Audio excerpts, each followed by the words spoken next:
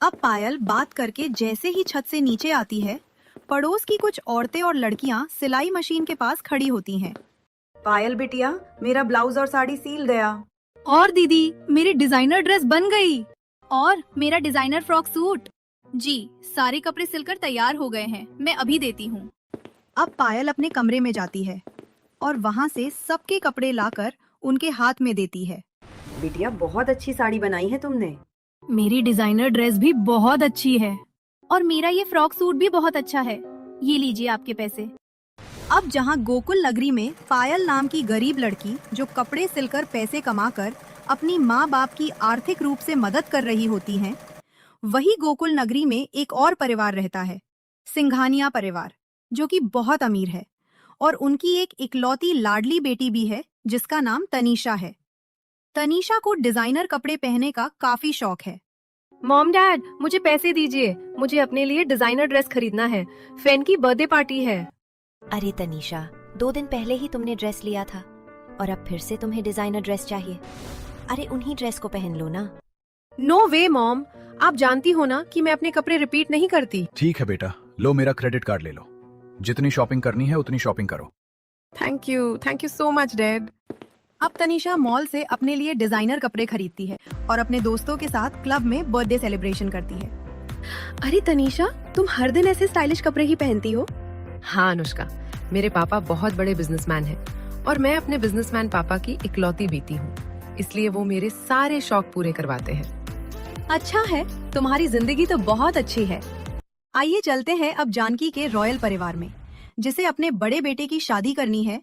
Hall में बैठी जानकी जी, जिसने बहुत महंगी साड़ी पहनी है, गले में सोने के जेवर चमक रहे, सामने उसका बड़ा बेटा खड़ा है दूसरी, और उसका पिता नीलेश बैठा हुआ है। प्रदीप बेटा, तुम्हारी शादी की उम्र हो गई है, कब शादी करोगी? हाँ बेटा, अब तुम शादी कर लो। माँ पापा, मुझे आपके इस फैसले से कोई ऐतराज नहीं है। अब 1 से 2 दिन बाद जानकी अपने घर में पंडित बुलवाती है। पंडित एक अमीर घर की लड़की का रिश्ता दिखाते हुए, ये देखिए जानकी जी, ये सिंघानिया परिवार की इकलौती बेटी है। बाप जितना अमीर है, बेटी उतनी ही मॉडर्न और पढ़ी लिखी है। मम्मी, लड़की तो बहुत सुंदर और मॉडर्न लग रही है, हम लोगों के साथ इसकी बहुत जमेगी। हाँ, हमारे रॉयल परिवार के लिए तो यही लड़की अच्छी है। पंडित जी, आप इन्हें कह दीजिएगा कि हम जल्दी उनकी बेटी को देखने आ रहे हैं। अब पंडित सिंघानिया परिवार को फोन पर सारी बातें कह देता है। क्या कहा? रॉयल परिवार के यहाँ से मेरी बेटी के लिए रिश्ता आया है? अरे ये तो बहुत खुशी की बात है। जिसके बाद जानकी का रॉयल परिवार सिंघानिया परिवार के घर आता है। आइए आइए, बैठिए, आप लोगों का ही इंतजार कर रहे थे हम। अब जानकी, ईशा, नीलेश, प्रदीप आकर घर के सोफे पर बैठे हैं। जी, आपकी बिटिया कहाँ है? बस आ रही है। जानकी इतना कहती है, इतने में तनीषा स्टाइलिश बॉडीकॉन ड्रेस पहन के सबके सामने आती है। माँ, भाभी तो बहुत स्टाइलिश है। हाँ बेटी, पक्का इसने ये ड्रेस किसी बड़े मॉल या डिजाइनर से डिजाइन करवाया होगा। चंचल जी, आपकी बेटी तो बहुत सुंदर है। बेटा तुम बताओ।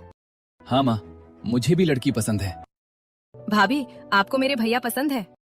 हाँ जी, मुझे भी लड़का पसंद है। अब खुशी लड़के वाले रिश्ता फिक्स करके वहाँ से चले जाते हैं और फिर 1 हफ्ते बाद तनीषा की शादी पूरी विधि विधान के साथ रॉयल परिवार में हो जाती है। तनीषा शादी करके अपने ससुराल आती है। मोहल्ले के लोग घर में ही खड़े होते हैं और वो तनीषा का स्टाइलिश लहंगा देखकर तरह तरह की बातें बनाने लगते हैं। हाय तौबा जानकी जी, आपकी बहू ने ये कैसा लहंगा पहना है? ना सिर पर घूंघट है, ना ब्लाउज में बाजू है। सच में नई नवेली दुल्हन है, थोड़ा तो पर्दे में रहना चाहिए। है, दुल्हन का इतना दिखावा करना ठीक थोड़ी लगता है। अरे तुम लोगों की बहू गांव की गरीब परिवार से आई है, जो गवारों की तरह कपड़े पहनती है, लेकिन मैं अपने रॉयल परिवार में एक अमीर परिवार की बहू लेकर आई हूँ, जो इस तरह के डिजाइनर कपड़े पहनती है। हाँ, आप लोग जलो मत इनसे। थैंक यू मम्मी जी। और आप लोग सुनिए, मैं ऐसे ही कपड़े पहनती हूँ, इसलिए आप लोग शांति से मेरा गृह प्रवेश होने दीजिए। अब तनीषा कलश गिराकर घर के अंदर प्रवेश करती है। जाओ भाभी, आप अब आराम कर लो, आप थक गई होगी। अब तनीषा अपने कमरे में आकर स्टाइलिश नाइट ड्रेस पहनकर सो जाती है। अगले दिन सुबह तनीषा अपने हाथ में कई तरह के गिफ्ट बॉक्स लेकर अपने ससुराल वालों के सामने आती है। मम्मी जी, ये लीजिए, मेरी मम्मा ने आप सबके लिए ये गिफ्ट भिजवाया है। अब सब गिफ्ट खोलते हैं जिसमें तरह तरह के डिजाइनर ड्रेस होते हैं। बहू, मेरी ये साड़ी तो बहुत डिजाइनर लग रही है। ओ गॉड भाभी, आप मेरे लिए भी कितनी प्रिटी ड्रेस लेकर आए हो। अब सभी अपनी ड्रेस देखकर बहुत खुश होते हैं। वहीं अनुज अपना गिफ्ट लेकर अपने कमरे में आ जाता है और अपनी गर्लफ्रेंड पायल को फोन करता है। पायल चूल्हे पर खाना बना रही होती है। अरे अनुज, क्यों फोन कर रहे हैं? अभी तो मम्मी भी सामने बैठी हुई है। क्या हुआ बेटी, इतना क्यों घबरा गई? सब्जी में नमक नहीं डाला क्या? नहीं, वो मम्मी मेरी कॉलेज की फ्रेंड का फोन है, मैं बात करके आती हूँ। अब पायल अपने कमरे में आती है और वीडियो कॉल उठाती है, जहाँ अनुज बेड पर अपना गिफ्ट्स खोल रहा होता है। पायल, देखो, मेरी जो बड़ी भाभी आई है वो मेरे लिए कितना खूबसूरत ड्रेस लेकर आई है। ये गिफ्ट तो बहुत महंगा लगता है अनुज, तुम्हारी भाभी तो बहुत अमीर है। वैसे अनुज, ऐसे गिफ्ट तो मैं तुम्हें कभी नहीं दे पाऊंगी। मुझे तुमसे कभी कुछ नहीं चाहिए, मैं तो बस तुमसे अपनी खुशी शेयर कर रहा था। खैर छोड़ो, हटाओ ये बताओ, क्या कर रही थी तुम? मैं तो मम्मी के साथ थी, मुझे खाना बनाना है, मैं तुमसे रात में बात करूंगी। अब फोन रखकर अनुज परिवार वालों के पास आता है, जहां पूरा परिवार डाइनिंग टेबल पर बैठा होता है और नौकर सबको खाना सर्व कर रहे होते हैं। थैंक गॉड मम्मी जी, आपने घर में नौकर रख रखा है। मैं तो बहुत टेंशन में थी कि कहीं ससुराल जाकर मुझे काम ना करना पड़े। नहीं नहीं, मैं इतनी अमीर घर की लड़की इस घर में काम करवाने के लिए थोड़े ना लाई हूँ। तुम्हें तो मैं एक गिलास पानी भी खुद से ना पीने दूं। सही कहा, इस घर में सारे काम नौकर ही करते हैं। अरे ये तो बहुत अच्छी बात है, चलो फिर तो हम कहीं घूमने चलते हैं। ठीक है, हम लोग तो ऑफिस चले जाएंगे। तुम लोगों को अगर कहीं बाहर जाना है तो तुम बाहर घूम कर आ सकते हो। क्रेडिट कार्ड ले लेना मुझसे। थैंक यू पापा जी, मेरे पापा भी ऐसे ही मुझे अपना क्रेडिट कार्ड यूज करने को दे देते थे। अब तनीषा अपनी सास और नंद के साथ शॉपिंग करने मॉल में आती है और वो तरह तरह के डिजाइनर ड्रेस खरीदती है। ईशा, मम्मी जी शॉपिंग तो हो गई, चलिए ना मूवी देखने चलते हैं। हाँ हाँ, चलते हैं बहू। अब तनीषा अपने सास और नंद के साथ मूवी देखने आती है, जहाँ पर वो लोग पॉपकॉर्न खाते हैं, कोल्ड ड्रिंक पीते हैं और चिल करते हैं और फिर देर रात तक शॉपिंग करके सभी घर आते हैं। बहू आ गई तुम, बहुत लेट कर दिया तुम लोगों ने घर आने में। वैसे नौकर आज जल्दी घर चले गए हैं, उनके घर में कुछ काम था। खाना भी नहीं बना है बहू, जाओ तुम खाने का कुछ बना लो। एक्सक्यूज मी, मैंने आज तक खाना नहीं बनाया पापा जी, और ना ही मैं बना सकती हूँ। मम्मी जी जाइए, आप ट्राई कीजिए। अरे भाभी, मम्मी से तो नहीं हो पाएगा। अच्छा तो फिर तुम बना लो, मुझे खाना बनाना नहीं आता। मुझे तो बस पार्टी अटेंड करना और लोगों के साथ चिल करना पसंद है। घर गृहस्थी में नहीं संभाल सकती। हाँ हाँ, मेरी अमीर बहू को थोड़ी ना आता होगा ये सब। कोई बात नहीं ईशा, जाओ तुम ही बना लो खाना। अब तनीषा की ननद रसोई में जाकर पूरे परिवार के लिए खाना बनाती है। इसके बाद सारा परिवार खाना खाता है और वो अपने अपने कमरे में जाकर आराम करते हैं। इसी तरह कुछ महीने गुजरते हैं और अब जानकी अपने छोटे बेटे की शादी करने का भी फैसला करती है। बेटा अनुज, तेरे बड़े भाई ने तो शादी कर ली, अब तू भी कर ले। हमारे रॉयल परिवार की दूसरी बहू भी समय से आ जाएगी तो अच्छा रहेगा। हाँ बेटा, बोल तो हम कल ही पंडित को बुलवाएं घर पर। रुकिए पापा जी, मैं शादी करने के लिए तो तैयार हूँ, पर मैं अपनी पसंद की लड़की से शादी करना चाहता हूँ। क्या तू कब से लड़की पसंद करके बैठा है? घर में तो तूने इस बात की भनक भी नहीं पड़ने दी। कौन है वो लड़की? माँ, वो लड़की जब मैं कॉलेज करता था तो मेरे साथ ही पढ़ती थी। मैं तब से ही उससे शादी करना चाहता हूँ। अच्छा, तो उसके परिवार में लोग कितने हैं और वो क्या करते हैं? पापा जी, उनकी फैमिली गरीब है। पायल सिलाई करती है और पिता मंडी में जाकर सब्जी बेचते हैं। क्या भैया आपको ऐसी गरीब लड़की पसंद आई है? उसका तो कोई स्टैंडर्ड ही नहीं है। हाँ देवर जी, आप उस गरीब घर की लड़की से शादी मत कीजिए। मैं नहीं चाहती कि मेरी देवरानी कोई गरीब घर की हो।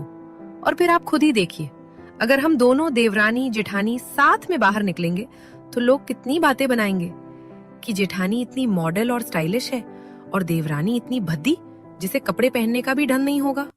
नहीं बेटा, उस गरीब घर की लड़की को इस घर में लाने की जरूरत नहीं है। हमारे रॉयल परिवार की इज्जत मिट्टी में मिल जाएगी। ठीक है फिर, आप लोग अपनी मान मर्यादा के साथ इस घर में रहिए। मैं उससे शादी करके वही शिफ्ट हो जाऊंगा। मम्मी जी, देवर जी तो गरीब लड़की के चक्कर में घर जमाई बनने के लिए भी तैयार हो गए हैं। ऐसा क्या जादू टोना किया है उसने? रुको बेटा, घर मत छोड़ो। और जानकी, तुमने वो कहावत तो सुनी ही होगी ना, जब मियाँ बीबी राजी तो क्या करेगा काजी। इसलिए हमारे बेटे को जिससे शादी करनी है करने दो। रहना तो वैसे भी इसको है, उसके साथ हमें थोड़ी। ये सुनकर जानकी तनीषा ईशा अपने दांतों को गुस्से से पीसने लगती है। ठीक है, कह दियो अपनी पसंद की लड़की से कि हम उसे देखने आ रहे हैं। अब अनुज फोन करके सारी बातें पायल को कह देता है। अब पायल भी अपने घर में सब कुछ बता देती हैं। बाप रे बिटिया, इतनी अमीर घर आने के लड़के को तू पसंद करती है? मैंने तो बहुत सुना है उस रॉयल परिवार वालों के बारे में। कहीं कल को उस घर में तेरे साथ अमीरी गरीबी का भेदभाव ना हो जाए। डर तो मुझे भी बहुत लग रहा है, पर भगवान जो करेंगे अच्छा ही करेंगे। आने दो लड़के वालों को। अब अगले दिन जानकी का पूरा परिवार पायल को देखने आता है। पायल की माँ लड़के वालों को बड़े ही प्यार से चाय नाश्ता देती हैं। पायल भी सिंपल सादे से सूट में सबके सामने चेहरे पर मासूमियत लेकर बैठी होती है। मम्मी जी, इस लड़की का तो कोई स्टैंडर्ड ही नहीं है। जरा इसके कपड़े देखिए, गरीबी की बदबू आ रही है। हाँ, सही कह रही हो बहू तुम, लेकिन क्या कर सकते हैं, तेरे देवर को यही मनहूस पसंद आई है। सुषमा जी, लड़की तो आपकी ठीक है, हमें पसंद है। आप लोग शादी की तैयारी कर लीजिए। जी ठीक है। वैसे आप लोगों ने कुछ खाया नहीं? नहीं, हम ये सब नहीं खाते पीते। जी, और मैं तो वैसे भी ब्लैक कॉफी पीती हूँ। कोई बात नहीं, मैं पी लेता हूँ। अब अनुज चाय पीता है और खुशी खुशी रिश्ता फिक्स करके परिवार वालों के साथ वहाँ से चला जाता है। अब कुछ हफ्तों में पायल पूरी विधि विधान के साथ शादी करके अपने ससुराल पहुँचती है। पायल जैसे ही कार से निकलती है, पड़ोस के लोग उसे देखकर, अरे ये देखो, जानकी के छोटे बेटे की बहू कितनी प्यारी है। सच में देखो, इसने कितने सलीके से कपड़े पहने हैं। चलो, जानकी के घर में एक बहू तो सलीके से रहने वाली आई। अब पायल घर की दहलीज पर थी। तभी अनुज उसका हाथ पकड़ के, पायल, मायूस होने की जरूरत नहीं है, मैं हूं ना। चलो हम भी आराम करने चलते हैं। अब अगले दिन पायल सिंपल साड़ी पहनकर ससुराल वालों के पास आती है। ओ गॉड पायल, तुम्हारी ये साड़ी कितनी चिप क्वालिटी की है। तुम्हारे पास और कोई दूसरी ड्रेस नहीं है क्या? जेठानी जी, घर में तो मैं ऐसे ही सिंपल कपड़े पहनती हूँ। हाँ, तुम गरीब जो ठहरी। तुम्हारी जैसी गरीब लड़कियां अच्छे दिनों में ही अच्छे कपड़े पहन पाती हैं। उससे पहले ऐसे ही फटीचर बनकर घूमती है। खैर, मैं तो एक अमीर घर की लड़की हूँ और मैं हर दिन स्टाइलिश ड्रेस ही कैरी करती हूँ। तनीषा और पायल की ये बातें चली रही होती है कि तभी घर के नौकर घर से बाहर जा रहे होते हैं। अरे अरे माँ जी, आप नौकरों को निकाल रही हो क्या? हाँ, अब आ गई है ना ये गरीब नौकरानी, ये संभालेगी पूरा घर। अच्छा, ये आइडिया भी बुरा नहीं है। देवरानी जी की तो आदत होगी ये सब करने की। आखिर ये गरीब जो ठहरी। अरे जिम्मेदारियां निभाने से कोई गरीब थोड़ी ना होता है। कोई बात नहीं, मैं संभाल लूंगी सब कुछ माँ जी। अब पायल रसोई में आकर झूठे बर्तनों को धोती है और फिर अपने पूरे ससुराल वालों के लिए पकवान बनाती है और कुछ घंटे बाद उस खाने को डाइनिंग टेबल पर परोसती है। सभी लोग खाना खाते हैं। पायल, तुमने खाना बहुत अच्छा बनाया है। हाँ, खाना तो अच्छा है। अपना मुंह बंद करो प्रदीप। इस गरीब घर की लड़की के हाथ का खाना तुम्हें अच्छा कैसे लग सकता है? देखो जो भी है, पर खाना तो अच्छा ही बना है बड़ी बहू। शुक्रिया पापा जी। अब सब ये सुनकर जानकी, ईशा, तनीषा चिढ़कर खाना छोड़कर वहां से चली जाती हैं। अब इसी तरह 4 से 5 दिन गुजरते हैं और एक दिन ईशा डिजाइनर गाउन लेकर तनीषा के कमरे में जाती हैं। तनीषा भाभी, मेरी हेल्प कर दो। मेरी ये डिजाइनर ड्रेस खराब हो गई है और मुझे इसे ही पार्टी में पहनना था क्योंकि आज की पार्टी का ड्रेस कोड यही है। सॉरी ईशा, मैं इसमें तुम्हारी कोई मदद नहीं कर सकती हूँ। तभी कमरे के पास से गुजरती पायल अंदर आकर, ईशा लाओ, मैं तुम्हारी ये ड्रेस ठीक कर देती हूँ, मुझे सिलाई का काम आता है। रहने दीजिए, मुझे आप जैसी गरीब भाभी से अपनी ड्रेस ठीक नहीं करवानी। पहले तो आप मेरे भाई को अपनी मीठी मीठी बातों में फंसा चुकी हो और अब आप मुझे फंसाना चाहती हो। नहीं, ऐसा कुछ नहीं है। मैं बस तुम्हारी मदद कर रही हूँ क्योंकि मुझे सिलाई का काम आता है। बेशक से तुम मुझसे कभी अच्छे से बात मत करना, पर लाओ, अभी मैं